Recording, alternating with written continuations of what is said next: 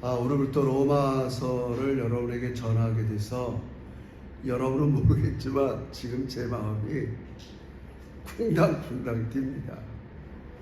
너무나 제가 오랫동안 좋아했던 말씀 중에 한 부분이고, 또 특별히 오늘의 시대를 살아가는 여러분들이 복음을 통해서 모든 것들이 온전해지기를 주의 이름으로 축원합니다.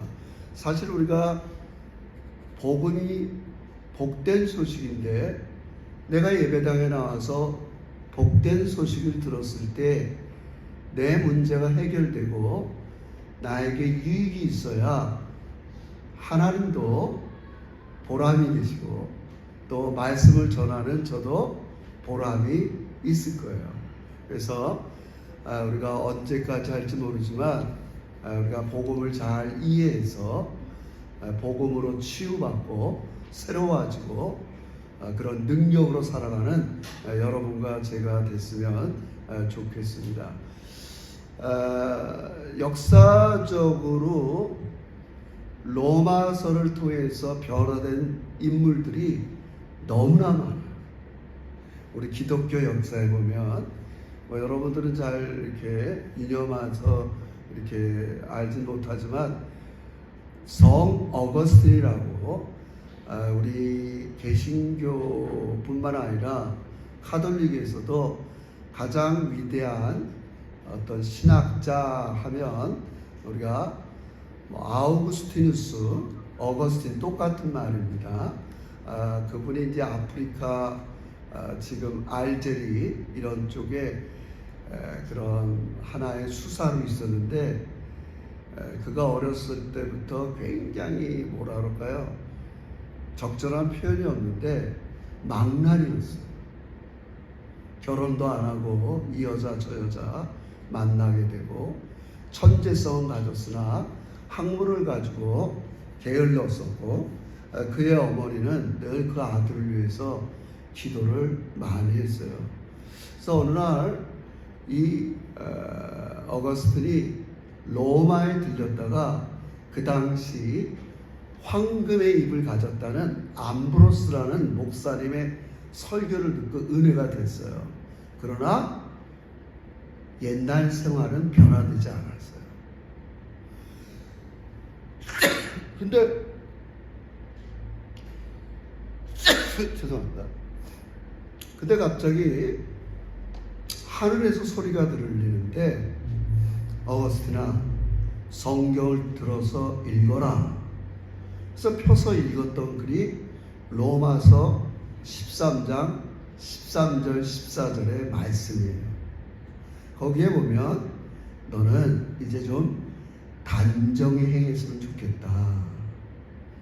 예수를 믿는다고 하나 예수를 믿는데 어떻게 그 같은 행동을 계속하고 있니?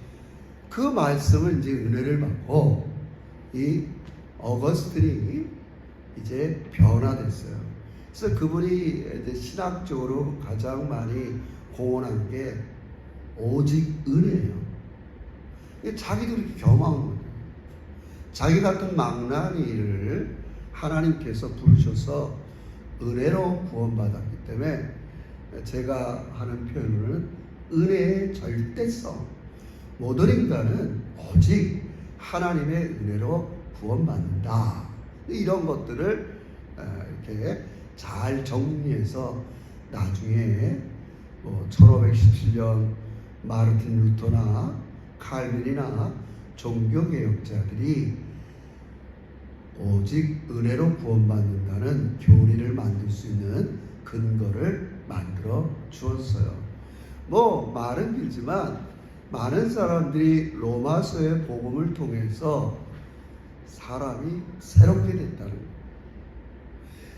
그래서 제가 벅찬 이유는 첫 시간인데 너무 많은 걸 설교하면 여러분이 부담스럽고, 어떻게 하면 오늘 본문에 있는 말씀을 여러분에게 가장 핵심, 우리 그걸 중심 사상이라고 해요. 영어로 하면 메인 아이디어, 이 중심 메시지를 전할까 하면서 제가 제목을 복음과 복음이 요구하는 게 무엇인가.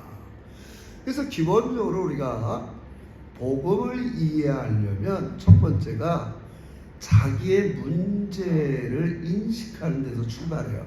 이건 나중에 순서상 바울이 이제 1장 하반서서부터 2장까지 왜 인간이 복음이 필요한가, 인간의 문제가 뭔가를 이야기하기 때문에 여기서 그냥 넘어가게 하겠어요.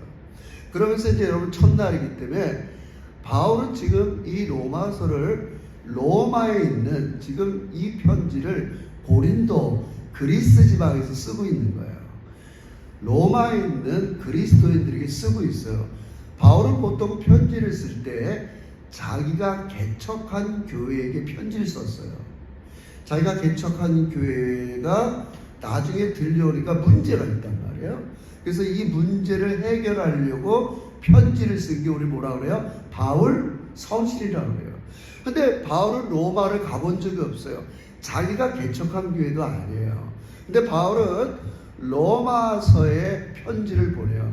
이유는 두 가지예요. 하나는 뭐냐면 바울은 나중에 바울의 꿈이 뭐냐면 서바나 지금 페루라면 스페인에 가서 복음을 전하는 계획을 갖고 있어요. 바울의 생각에는 아시아, 유럽의 복음을 전했는데 유럽의 마지막을 바울은 스페인이라고 생각했어요. 그럼 자기의 사명이 다 끝난다고 생각했어요. 그러니까 스페인까지 가려면 경비가 좀 만만치 않은 게 아니에요. 그래서 로마를 들렸다 로마 교인들의 헌금을 가지고 선교지로 가고 싶은 마음도 있어요. 여러분 그게 얄팍한 게 아닙니다. 현실입니다. 자기는 정말 미안합니다. 스페인까지 가서 복음을 전하는 게 자기 마지막 일생의 과업이라고 생각했어요. 여러분 저도 마음속에 내 일생의 과업이 있어요. 하나님, 제가 반드시 이 시드니 제자교회를 선교적인 교회로 잘 세우기 전에는 전 죽지도 않고 먹지도 않는 건 아니에요. 먹긴 먹어요. 그런 마음속에 이게 있단 말이에요. 바울도 난 스페인 가야 됩니다. 그러려면 경비가 필요한데 내가 로마 교인들한테 좀 그 얘기를 하고 싶어요. 그래서 바울은 다른 서신에는 뭐 은혜가 평강히 있어라, 감사하다, 지난날 너희들이 이런 얘기가 다 빠져요. 그리고 처음부터 내가 갖고 있는 복음을 너희들에게 나눠주고 싶다. 내가 너희를 개척하지는 않았지만 난 너희들이 다시 복음을 들었으면 좋겠다. 이런 두 가지 이유를 가지고 지금 로마에 있는 교인들에게 편지를 쓰고 있어요. 그래서 1절부터 자기를 소개하면서 본격적으로 하나님의 복음이라는 말이 나와요. 이거 놀라운 거예요. 지금 제가 수년부터 우리 복음을 조금 더 이 시대에 맞게 복음이 변질됐다는 말이 아니에요. 하나님, 우리가 제대로 신앙생활하기 위해서는 어떤 복음이 우리에게 필요할까요? 제가 이런 얘기를 왜 하는 거예요? 아까 복음은 우리의 문제를 해결한다고 그랬잖아요. 거창하게 얘기하면 이런 걸 수도 있어요. 많은 사람들이 전도를 하다 보면 제가 예전에 그리스도인 때문에 상처를 받아서 그거 뭐 별로 교회 나오고 싶지 않습니다. 우리 이런 소리 들을 때마다 이거 뭐 그렇다고 지난 날로 돌아가서 뭐 화해하고 이거 너무 어려운 일이에요. 그런 사람이 비일비재예요. 여러분 사실 어제도 우리가 우리 이병헌 선생님네 제가 신방 가갖고 음식을 맛있게 먹으면서 어떤 분 초대해서 이제 예배당으로 데려오려는 그런 일들을 하려고 하고 있었어요. 근데 이제 그분 어머님이 갑작스럽게 서울로 소천했기 때문에 서울 가셔서 그분과 만나지 못했어요. 근데 내가 예전에 그분을 만날 때도 그분도 그런 마음이 있는 거예요. 목사님, 제가 예전에 그 교회 다녔는데 그 교회 다닌 사람으로부터 맨날 똑같은 얘기, 좀 마음이 상한 일이 있어서 그 다음은 교회 나가고 싶지 않습니다. 이런 거 많잖아요. 억울하지만 여러분 이런 걸 우리가 해결해야 되잖아요. 복음을 통해서. 그래 뭐 너 그 지나다 뭐 너 상처받은 거랑 무슨 상관이야? 맨날 이러면 안 될 거 아니에요. 이런 걸 유식한 말로 요즘은 이렇게 얘기해요. 믿음과 삶의 분리. 자꾸 우리 그리스도인들이 늘 세상으로부터 이렇게 조금 비난받는 그 명제가 뭐냐? 그리스도인들은 믿음과 삶이 분리돼 있어. 하나님을 믿는데 삶은 믿는 사람이 아니야. 이런 소리를 제일 많이 만든단 말이에요. 뭐 또 이걸 다른 표현로 하면 교회와 세상과의 분리. 늘 교인들은 교회 안에서는 뭐 자기들끼리 재밌게 잘 지내는데 밖에서는 그렇지 않아. 이 두 가지가 우리가 귀에 못이 나도록 피가 나도록 듣는 소리예요. 무슨 말인지 알겠죠? 믿음과 삶의 분리, 또 교회와 세상과의 분리. 그게 저도 반성해요. 아우 뭐 목사님 맨날 교회 안에 얘기만 하지. 지금 세상은 전쟁과 기근과 지금 베네수엘라도 이렇게 지진 때문에 2,700명이 죽었다는데 우리 너무 세상에 관심 없고 이걸 목사로서 반성한단 말이에요. 여러분은 모르지만 저도 잘 모르지만 이제 한국 대형교회의 홈페이지, 여러분 우리 교회도 홈페이지 있습니다. 자, 가끔 들어오세요. 홈페이지에 들어가면 막 그런 얘기를 해요. 너희는 뭐 4, 5만 명 보이는데 나는 그 목사님이 한 번도 세상에 얘기하는 건 한 번도 들어보지 못했다. 그런 설교를 맨날 교회 안에서 우리 교회가 뭐 이런 소리만 들어봤지. 지금 세상이 지금 이렇게 돌아가고 이렇게 힘든데 이런 것들이 자칫하면 빌미가 될 수 있단 말이에요. 우리가 좀 억울하지만 예를 들자면 이 문제를 해결하는 게 복음이란 말이에요. 원래 복음은 믿음과 삶을 분리하나요, 안 하나요? 안 한단 말이에요. 근데 잘 들으세요. 자칫하면 분리할 수 있도록 들을 수 있어요. 왜냐하면 제가 어렸을 때 들은 복음이 뭐냐면 예수님이 너의 죄를 위해서 십자가에 죽으셨어. 너 그 예수를 믿으면 넌 나중에 하나님 만났을 때 지옥 가지 않고 천당 가. 틀린 얘기가 아니에요? 그러다 보면 뭐가 빠졌어요? 삶이 빠졌단 말이에요. 삶이.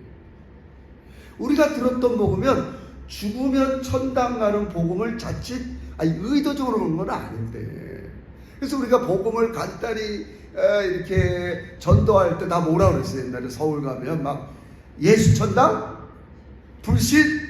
지옥? 틀린 말은 아니에요. 그럼 그것만, 그 명제만 들으면 뭐가 빠져 있어요? 삶은 어떻게 살아야 되냔 말이에요. 삶은 어떻게 살아야 되냔 말이에요. 그러니까 이런 문제가 우리가 좀 해결할 필요가 있단 말이에요. 항상 우리가 듣던 복음은 예수 천당, 불신, 지옥. 그러니까 자꾸 예수 믿는 게 단순히 천당 가는 걸로만 이해했단 말이에요. 여러분 너무 중요해요. 천당 가야 돼요, 여러분. 제일 중요한 거예요. 천당 안 가면 안 돼요, 여러분. 우리 꼭 천국 가요. 천국 가는데 그러면 천국 가기까지 이 세상에서는 어떻게 살아야 되냐 말이에요. 바울은 이 얘기를 하고 싶은 거예요. 이해가 되시죠? 예? 여러분 우리가 천국이 제일 중요해요. 그러나 지금 여기서 어떻게 살아야 되는가를 우리는 조금 더 이해할 필요가 있단 말이에요. 그래서 바울은 1절부터 이렇게 얘기해요. 여러분 복음을 얘기할 때 이런 말 들어봤어요? 1장 1절 다 이걸 잘 해야 돼요. 1장 1절 시작. 예수 그리스도 읽어야 돼요. 시작. 예수 그리스도의 종 바울은 사도로 부르심을 받아. 자 보세요. 하나님의 복음이에요. 복음을 뭐라 그래요? 예수의 복음 그러지 않고 뭐라 그래요? 다 똑같은 말 같아도 하나님의 복음이라고. 하나님의 복음이라는 말은 단적으로 하면 하나님께서 우리를 다스린다는 거예요. 너희 마음의 중심에 죄가, 너희 마음의 중심에 이 세상의 여러 가지 일들이 너희의 마음을 다스리는 게 아니라 하나님이 너희를 다스려 주신다는 게 기쁜 소식이에요. 놀라운 일이에요. 놀라운 일이에요. 그러니까 이 말을 역으로 하면 우리 마음의 중심에서 무슨 일이 일어나는가 이걸 발견하는 게 너무너무 중요해요. 지금 내 마음엔, 한 주 동안 내 마음엔 늘 뭐가 있을까?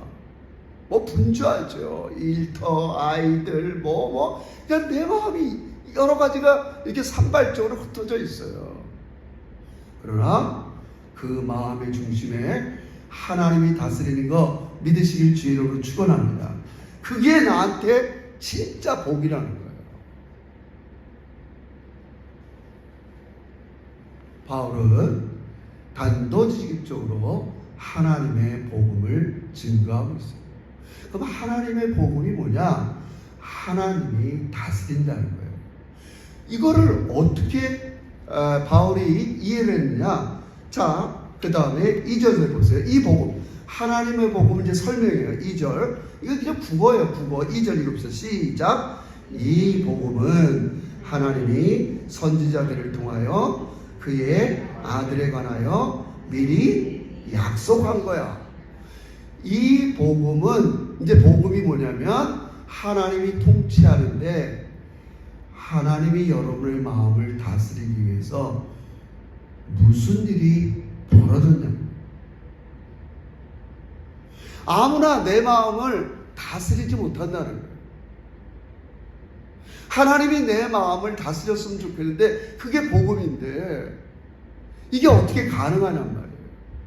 그렇게 하신 분이 아들 예수 그리스도라 이렇게 얘기합니다. 예수님이, 하나님이 우리를 다스리도록 예수님이 그 역할을 해 주셨어요. 그래서 이것은 갑작스러운 얘기가 아니라 이사야, 우리 지금 다니엘에서 다 끝났어요. 다니엘과 연결이 돼요. 이사야 52장을 찾아보세요. 좀 시간이 없지만 그래서 찾아봐야 돼요.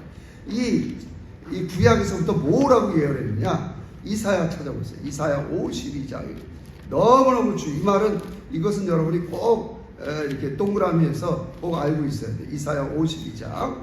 이제 다니엘 바벨론에서 포로로 돌아올 때 이 얘기를 해보고, 다니엘서에서 1032페이지 7절. 그게 왜 좋은 소식이냐? 7절 다 같이 봅시다. 거기 나와요. 이 복음, 가스펠이라는 말이 7절에 히브리어로 나오고 있어요. 52장 7절 읽읍시다. 시작. 좋은 소식을 전하며 평화를 공포하며 복된 소식을 가져오며 구원을 공포하며 시온을 향하여 이르기를 내 하나님이, 이게 복음이란 말이에요. 바벨론 포로에 있던 이스라엘 백성들에게 하나님께서 구약에서 뭐라고 복음을 선포했냐면, 얘들아 조금 있으면 하나님이 너희를 다스린다. 아니 이게 왜 복음일까요? 이들은 경험했을 거 아니에요. 바벨론이 다스려 봤어요.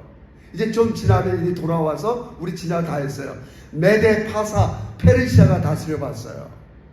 시간이 지나서 바벨론 포로 온 다음에 헬라라는, 그리스라는 제국이 이들을 또 지배할 거예요. 1세기 때는 로마가 유대인들을 지배했어요. 뭐예요? 세상 나라가 너희를 통치를 해. 또 그 통치에 있었지. 거기로부터 이제 하나님이 너희 마음의 중심에 계셔서 다스릴 때, 그때 진정한 자유와 행복이 온다는 거예요. 할렐루야. 그걸 얘기해 주는 거예요. 선지자부터 옛날에 얘기했던, 제가 하나만 예를 든 거예요. 구약에서 어떻게 얘기했느냐? 하나님이 너희를 다스려 주실 거야. 세상 나라가 너희를 다스려 가지고는 너희들은 진정한 행복과 안녕을 누릴 수가 없어. 그렇다고 우리가 세상 나라를 부정한 게 아니에요, 여러분. 하나님이 국가라는 제도를 줬어요. 우리는 이 세상에 있지만 하나님이 여러분을 다스리는 거 믿으시길 주의로 축원합니다. 할렐루야. 지금은 그 싸움이에요. 여기 이 세상 나라, 우리가 이 시드니에 살고 있지만 이 속에서 하나님의 통치를 받고 살아가는. 그럼 하나님이 우리를 통치하기까지 무슨 일이 있었냐? 그게 3절 4절이에요. 어떻게 그게 가능하냐? 3절 4절. 자, 읽어봅시다. 3절 4절 다 같이 시작. 그의 복음이 예수님이 하신 일이라고 했어요. 시작. 그의 아들에 관하여는 육신으로는 다윗의 혈통에서 하셨고 성결의 영으로는 죽은 자 가운데서 부활하사 능력으로 하나님의 아들로 선포되셨으니 곧 우리 주 그리스도라. 이 말이 중요해요. 곧 우리 주 예수 그리스도라. 이분은 다윗의 혈통으로 나서 구약에서 예언한 메시아야. 여러분, 메시아라는 말은 기름 부음 받은 자예요. 왕. 그리스도라고 그래. 헬라 말은 뭐 다른 말이에요. 그리스도, 메시아. 예수는 그리스도. 오래전서부터 하나님께서 예비하신 하나님의 아들, 왕이라는 말. 자꾸 설명을 많이 해서 미안합니다. 하나님의 아들이라는 말은 왕이라는 말이에요. 왕. 다른 말로 하면 구약의 수거예요. 그냥 이디엄. 왕이라는 말이에요. 근데 지금은 자꾸 우리가 민주화 시대니까 예수, 왕 이러면 안 맞잖아요. 그래서 이제 저랑 여러분은 뭘로 바꿨어요? 주라는 말로 바꿨단 말이에요. 여러분, 여기 가끔 우리 집에도 무슨 뭐 우체부 뭐 이렇게 이렇게 프로 이런 분들 오면 이분들이 나한테 뭐라 그래요? 헤이 보스. 그냥 이렇게 표현 쓰는 거예요. 지금 시대에는 그들이 일하기 편하니까. 난 뭐 한 번도 그 사람한테 보스로 불림받은 자격이 없는데 그래 부르는 게 없고. 지금은 우리가 하나님을 어떻게 부르냐 하는 게 좋으냐. 왕이라는 표현을 너무 그러면 이건 뭐 그 예전 시대가 왕정 시대 같잖아요. 그러니까 지금 우리 뭐라고 부르자고요? 주라고 부른다. 예수님이 주라. 예수는 원래부터 우리를 위해서 오기로 작정한 예수는 그리스도신데 그분이 십자가 부활 사건을 통해서 주가 되셨단 말이에요. 할렐루야. 다 아는 사실이에요. 근데 우리는 지금까지 어디까지만 강조했어요? 예수님이 십자가 부활을 통해서 죄의 세력을 없애 주신 것, 여기에만 우리가 멈췄단 말이에요. 근데 그분이 뭐가 되신다고요? 주님이 되신다. 이게 중요하단 말이에요. 내가 복음을 믿는다는 건 예수님이 나의 주님이 되신다는 걸 믿는 거예요. 할렐루야. 이걸 놓치면 안 돼요. 그분의 십자가 사건을 믿고 그분의 부활 사건을 믿어서 그분이 하나님의 아들. 여러분, 성경에서 지금 왜 이런 말을 왜 해요? 그건 원래 하나님의 아들이에요. 근데 번역이 이렇게 해서 그렇지 제가 지금 연구 많이 한 거예요. 그분은 십자가 부활 사건을 통해서 죄, 죽음을 이기고 권능으로 주가 되셨다는 말이에요. 하나님의 아들은 왕인데, 왕이라는 말은 좀 너무 왕정시대 표현이니까 주라는 말로 표현하자는 말이에요. 그분이 어떻게 주가 되셨나? 악한 사단의 세력을 십자가 부활로 물리치시고 주가 되셨다. 너희들은 앞으로 뭐를 믿어야 되느냐? 내가 주야. 내가 주님인 걸 믿어야 된다.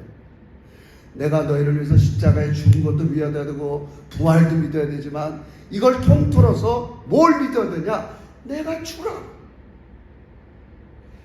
예수는 그리스도, 예수는 주. 우린 그렇게 고백하고 그렇게 믿는 것, 그거에 하나님 나라의 복음인 걸 이해하시기를 주의로 축원합니다. 주라고 믿어요. 그래야 하나님은 나의 일터에서 주인이십니다. 상과 분리가 안 되는 거예요. 뭘 믿어요? 하나님이 내 일터의 주인이십니다. 하나님이 내 가정의 주인이십니다. 하나님이 내 시간의 주인이십니다. 그래야 분리가 안 될 거 아니에요. 삶과 믿음이 분리가 안 될 거 아니에요. 여러분, 말장난 같아도 너무 십자가 믿으면 십자가로 나는 용서를 받았는데 또 삶이 이게 안 돼. 해결이 안 돼. 그죠? 여러분, 조금 말을 바꾼 것 같아도 여러분, 이 진심으로 이 복음을 잘 이해하셔야 돼요. 바울의 1절부터 나는 너희들에게 하나님의 복음을 전하기 원한다. 이사야 57장에 말하면 하나님의 복음이 뭐냐? 하나님이 우리를 다스려 주신다. 하나님이 여러분을 다스리려면 그 전에 해결할 일이 있어야 돼요. 왜? 여러분의 마음속에 죄가 다스리고 사단이 다스리고 이런 걸 예수께서 소멸해 주셔야 돼요. 예수가 사단의 괴계와 사단의 죽음과 사단의 능력을 십자가 부활을 통해서 이기셨단 말이에요.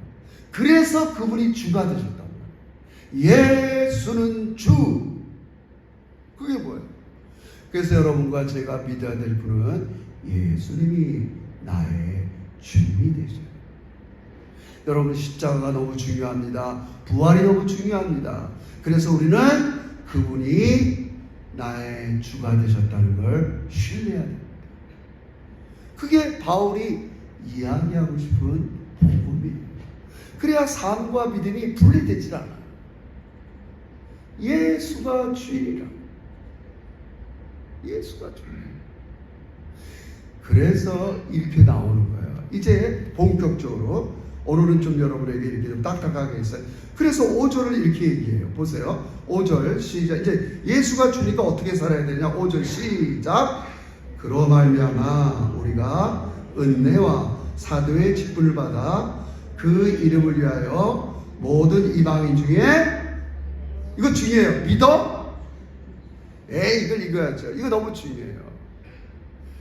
예수를 주로 고백하는 사람들, 복음이 여러분과 저에게 요구하는 게 뭐냐? 믿어, 순종. 순종을 요구한단 말이에요. 믿어, 순종. 믿음과 순종은 동일한 말이에요. 믿어, 순종. 예수님이 나의 주인이 되신다는 이 복음은 나에게 뭘 요구해요? 넌 나한테 순종해야 돼.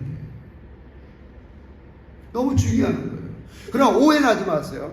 저도 이제 복음주의자니까, 개혁주의자니까, 그러니까 한쪽에서는 순종을 해야 너희들이 구원받아, 이런 자칫 행위 구원론에 빠질 수 있어요.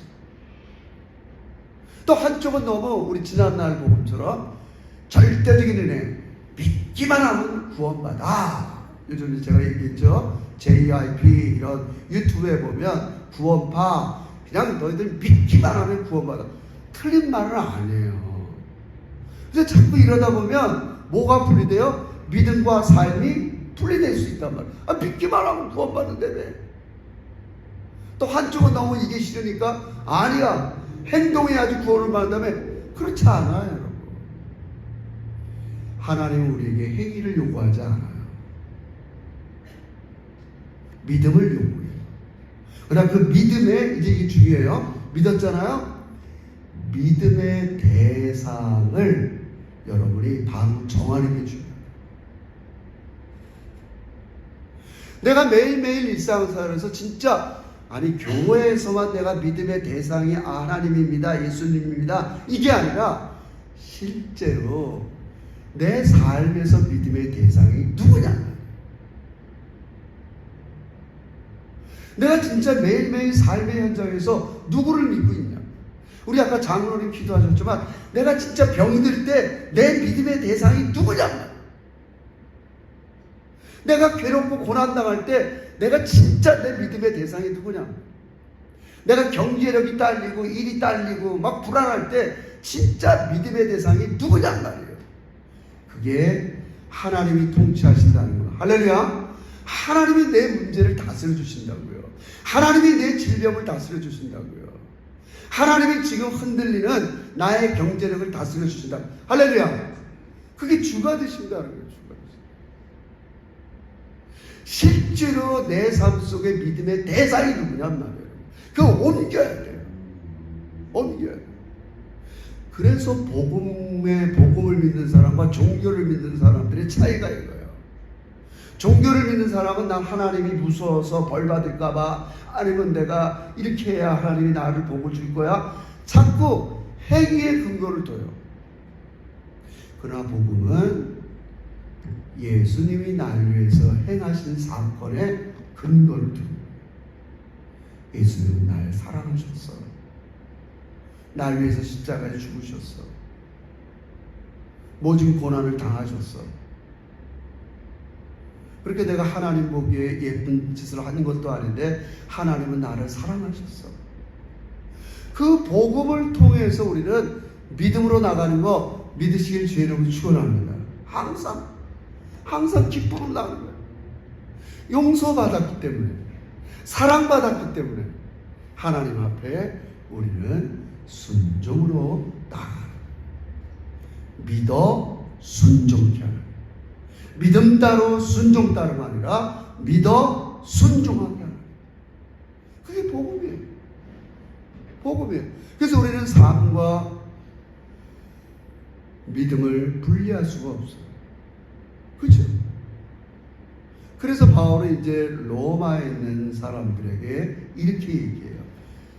너희들이 하나님을 주로 믿을 수 있는 근거가 있어.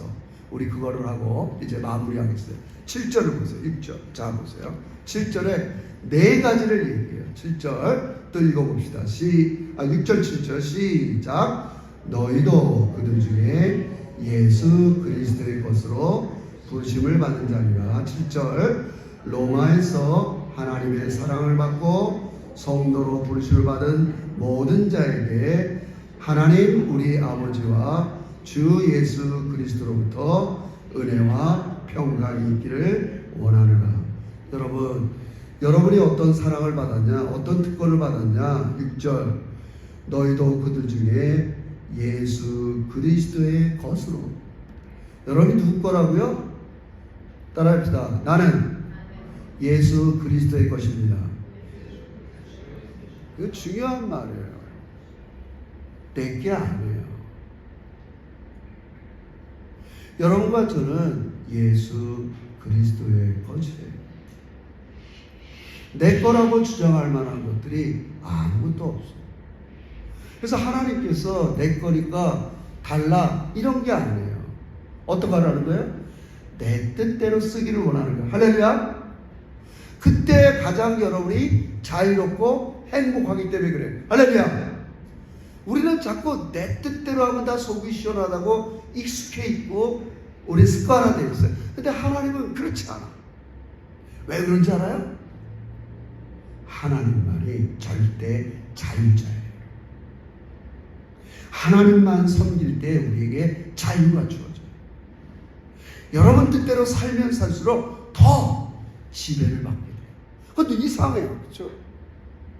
내 마음대로 살면 좋을 것 같은데 점점 더 여러분들은 무언가의 지배를 받게 돼 있어요. 오직 하나님 뜻대로 사용할 때 우리는 자유롭고 행복해요. 여러분이 그리스도의 것이에요. 우리의 삶은 안전해요. 내 소유예요. 그러면서 한 걸음 더 나가서 뭐라고 얘기해요? 7절 제가 읽을게요. 로마에서 하나님의 사랑을 받고, 여러분은 하나님의 사랑을 받은 사람. 여러분 이게 실감이 안 나는데, 여러분 모든 인간은 여러분 자녀를 길러보세요. 애들의 싸움은 별거 아니에요. 내가 엄마 아빠의 사랑을 독차지하고 싶은 거예요. 엄마의 사랑과 아빠의 사랑을 더 받고 싶은 거예요. 확인하고 싶은 거예요. 모든 인간은 하나님의 충만한 사랑을 받을 때 건강해지는 거 믿으시길 주의로 축원합니다. 그게 누가 하는 일이에요? 나중에 로마서 8장에 보면 성령의 메인 사역이 사랑을 부어줘요. 우리 모두에게 오늘 주일날 왜 오라고 그러냐? 난 진짜 너희를, 내 아들을 내어줄 만큼 너희를 사랑한다고. 이거 어떻게 하면 좋아? 내가 너희 사랑하는 걸 뭘로 증명해줘? 너희가 원하는 기도 제목을 이루어지는 걸 통해서 내가 너 사랑하는 걸 증명할 수도 있고, 너희가 부족한 걸 채워주는 걸 통해서 증명할 수 있고, 다 증명할 수 있지만 본질적으로 너희들을 죄의 지배에서 건져내고, 그러기 위해서는 너희가 치러야 될 죄값을 누군가 치러서 죽어야 되는데, 예수께서, 그게 그리스도라는 말이에요. 메시아, 우리를 위해서 대신 죽은 분이에요. 죽고 부활해서 그분은, 예수는 주가 되셨어요. 이거 중요해요. 그래서 우리가 찬양하는 거예요. 첫 곡이 예수는 그리스도, 예수는 주, 그분은 나를 위해서 죽고 나의 죄 때문에 날 대신해서 죽고, 그분은 부활하셔서 온 세상을 통치하는 주가 되셨어. 그게 우리가 찬양으로 고백하는 거예요. 우리는 하나님의 사랑을 받는 자예요. 그래서 성령의 메인 사역이, 야, 너희가 이렇게 하나님의 자녀라고 일컬음을 받는 게, 이거는 아무나 할 수 있는 일이 아니에요.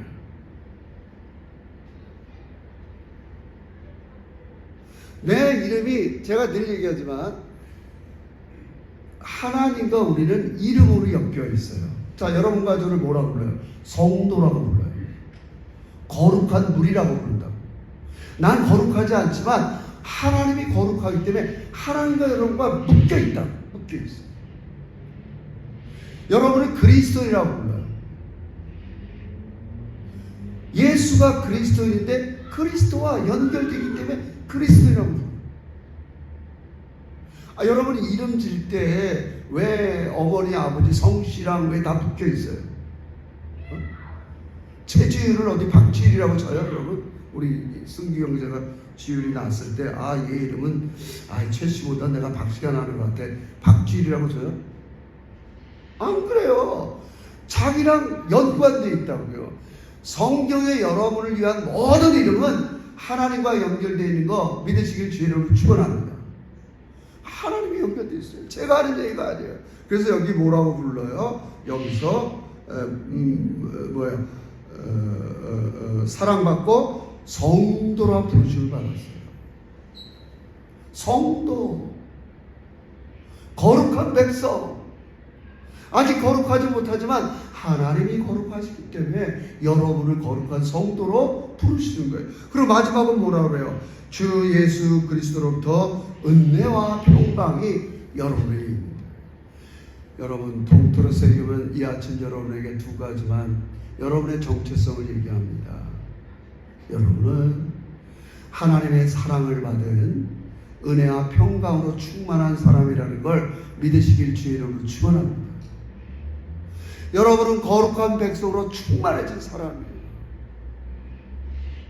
그렇기 때문에 우리는 신앙생활할 때 이제 더 이상 내가 하나님 앞에 잘 보이기 위해서, 내가 더 나은 사람이 되기 위해서 신앙생활하는 게 아니에요. 이미 예수 그리스도께서 너희를 성도라, 이미 예수 그리스도께서 너희는 내 사랑받은 자라, 이렇게 했기 때문에 하나님을 주로 섬기는 거 믿으시길 주의 이름으로 축원합니다. 할렐루야. 기쁘게 섬기는 거예요. 즐겁게 섬기는 거예요. 그렇게 되기 위해서 섬기는 게 아니라, 우리 레오, 레이, 지율이, 서율이가 하나님께, 아빠, 엄마께 사랑받으려고 막 괴롭히는 게 아니라 이미 사랑받은 자녀예요. 할렐루야. 이미 사랑받은 자녀예요. 그래서 하나님을 섬기는 자 같아요. 그래서 바울은 1장 1절에 이걸 너무나 알기 때문에 자기의 정체성을 뭐라고 해요? 1장 1절 보니까 예수 그리스도의 종이라. 예수가 주니까 나는 뭐예요? 종이에요. 근데 자꾸 얘기합니다. 종 노릇하면 우리를 억압하고 우리 거 다 뺏고 하나님 마음대로 하는 게 아니에요. 하나님은 절대 자유자이기 때문에 하나님만 섬길 때 여러분이 자유가 있는 거 믿으시길 주의 이름으로 축원합니다. 여러분, 한 주 동안 해보세요. 하나님 외에 다른 것을 주인 살면 우리는 구속의 삶, 불편한 삶을 살아요. 근데 이게 웬일입니까? 하나님만 나의 주로 섬기면 점점 자유와 행복이 확 듭니다. 그게 복음이라. 하나님이 여러분의 주로서 여러분을 다스릴 때 가정이 자유롭게 되고 일터가 자유롭게 되고 여러분의 자녀들이 자유롭게 되고 여러분의 인생이 자유롭게 되는 거 믿으시기를 주의 이름으로 축원합니다. 우리 오늘 하나님의 복음 잘 이해하시고 집에 가서 한번 잘 읽어보세요. 하나님께서 여러분을 마음의 중심에서 다스릴 때 은혜와 평강, 거룩, 사랑이 넘치는 한 주간의 삶이 되시기를 주의 이름으로 축원합니다.